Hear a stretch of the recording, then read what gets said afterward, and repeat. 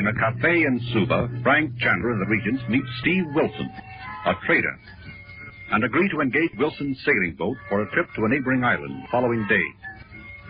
As they discuss their plans, Wilson grows alarmed at a song sung by the native entertainers and tells Chandler he knows there will be trouble. For the song they sing is one always heard before secret tribal rites, which it is better that white men do not see.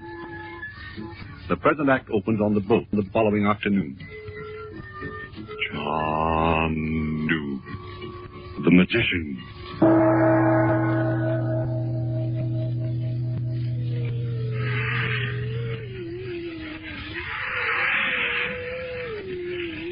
Hasn't this been a perfect day, Mother? Yes, it has, dear. I've never seen such a beautiful day in my whole life. It seems to me it's just like the world was brand new. Oh, yeah?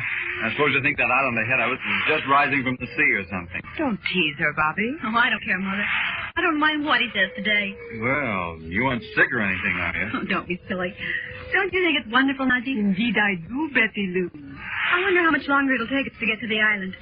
Seems to you, Bob? Oh, I think we are. I'll go ask Uncle Frank if you want me to. Oh, never mind. He's talking to Mr. Wilson anyway. Yeah, I know. I wonder what they're talking about all this time. Why, Bob? Nothing. I just kind of wondered. I'm getting so I think every time I see anybody talking to anybody else, they're getting up a plot of some kind. I know you are, son. I'm glad there's no one on this island who we're going. You certainly have no grounds for suspicion over here. When Uncle Frank comes back here, I want to ask him more about that man.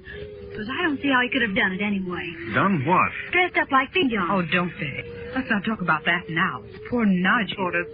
You must not feel that you are not free to discuss what you will. I do not mind to speak of it. Oh, here's Uncle Frank. Let's do ask him about it. Ask me about what, Bob? Uncle Frank, we were talking about how that fella could dress in Vignon's clothes and make everybody think he was Vignon. You talked to the captain of the liner about him, didn't you? Yes. He told me that when they were transferring the crew from the yacht to the liner, this fellow had suddenly appeared in the water beside the boat. The little boat that the crew was in, Uncle Frank? Yes. The captain thought he'd fallen out of it in some way. He presumed, of course, he was a member of the crew. Frank, why didn't some of the others recover to him? You mean the others in the crew? Yes. I should think they'd have told the captain the man was an imposter. I know it does seem strange, Dorothy. I'll say it seems strange. Why, Uncle Frank, you don't suppose all those fellas in Anders' crew are ganging up on him to kill him?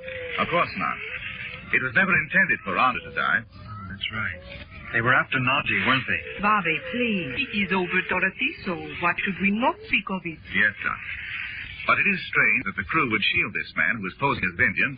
I think Dr. Willoughby hated me, Chandu. Why, Naji? Yes, it is true. And I think you have learned of it before now. Did he not say to you that if Andra's father had known, I would not have been permitted to sail on the Palana? Why, yes, he did, Naji, but... Do not think to spare me, Chandu. There is more in this than you know. Well, at any rate, it's definitely over.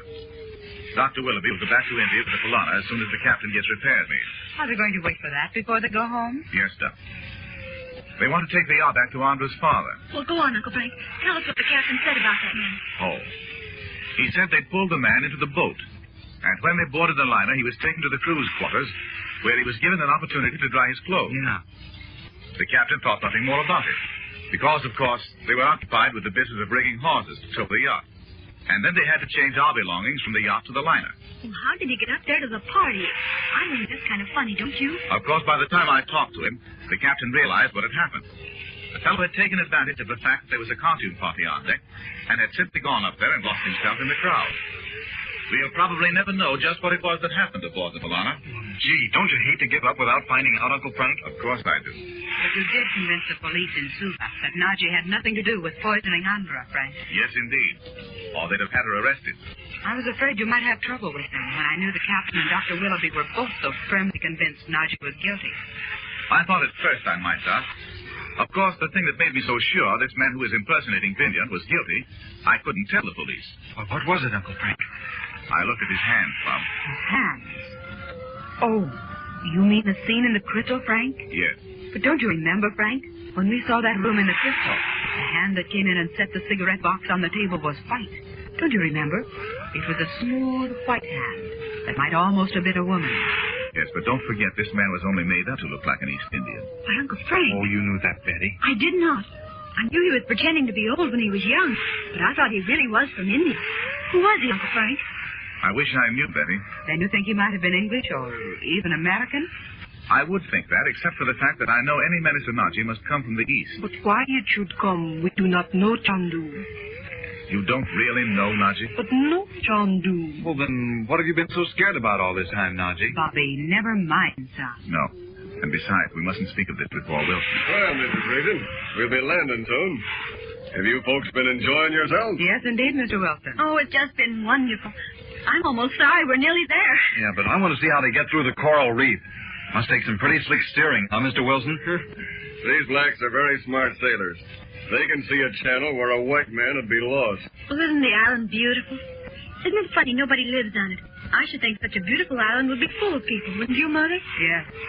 And it's so short a sail from Suva, I'm surprised someone doesn't build a hotel for tourists. One island is almost like another down here, Mrs. Regent. The day's sail from Suva is too far for most tourists. And then besides, they'd have a hard time getting the blacks to work here. Why? I mean, they couldn't keep servants, you see. Some tribal legend connected with the island? Well, yes, in a way. There's never been anybody living on this island since I've been in this part of the world. But there's a story down here that the place used to be populated. What happened to the people? Nobody knows. And of course, it may be just one of these yarns they're always spinning. These people are just like children, you know. They have no idea of time. It may be 50 years or 100 since anybody lived on the island, instead of 25 or 30 like they say. You mean that as recently as 25 or 30 years ago, this island was inhabited? Well, that's the native story. But I don't take much stock in it myself. Well, why is it the natives are afraid to come over here? You see, the story is that the natives who lived here were not quite like the people that lived on the other islands around here. You mean they were of a different race? Well, that's the only thing I can make out of it. The English people that live here, well, that is a few of them I see, they don't pay no attention to the yarn at all. What race were they supposed to be, Mr. Wilson? I don't know why I should be telling you all this rubbish. I don't believe it myself. Oh, please go on. I'd love to hear about it. Well, they were supposed to be descendants of some people who crossed to the island centuries ago. Where were they supposed to have come from? That's part of the story. No one knows where they were supposed to have lived before they came here, or why they came, or what kind of boats they had that they could cross the Pacific. You mean they actually came from Australia, or... I don't know why I think so, but I've always kind of imagined that these people came from Java. You really do believe it, don't you? Oh, no. No, of course I don't. Well, you sound like it. Bobby. Frank, do you think there could be anything in that? Do you think people could really cross the ocean from Java in small boats? It doesn't seem likely, does it?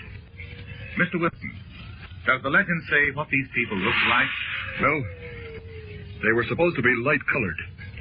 And sometimes you even hear that they had blue eyes.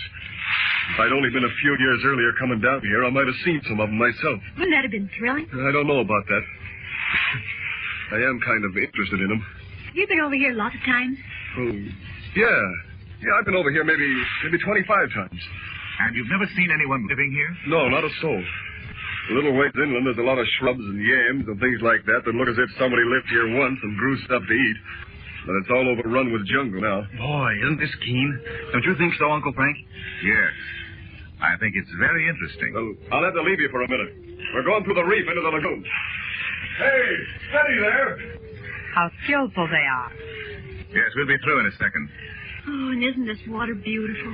What a place for a swim, huh, Uncle Frank? Do you suppose there are any sharks down here? We'll ask Wilson if you like.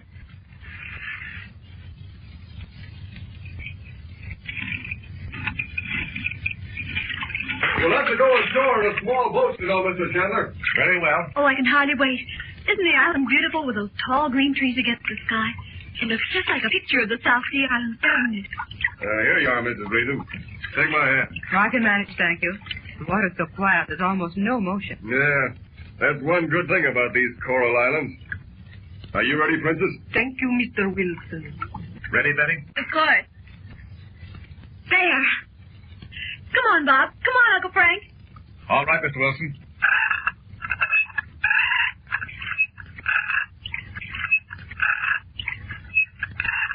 I'm glad it's only a little way. Pete's sake, sit still. I'm so excited. I feel as if we were the first people ever to come here. Don't you, Bob? Yeah, Robinson Crusoe's or something, huh? Yes. Oh, this is the most beautiful place I ever saw.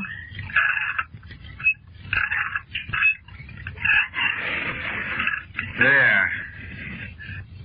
Come on, Betty, I'll help you out. Okay, if we go for a run up the beach, Uncle Frank? Yes, of course. Don't go out of sight, children. We won't. Come on, you can be Robinson Crusoe, and I'll be your man Friday. Okay. Hey, What's the matter? What's the matter, Bob? Uncle Frank, come here. Come here, quick. What is it, Bob? Look there. I thought he said nobody had been on this island for 50 years or something. Look at that. Why, yes, it's a footprint. It is just like Robinson Crusoe. What's the matter, Frank? I'll tell you in a moment, Doc. And you see, Bob, this isn't the print of a barefooted man. No. It's funny looking, isn't it? Yes. It's the print of a sandal's foot.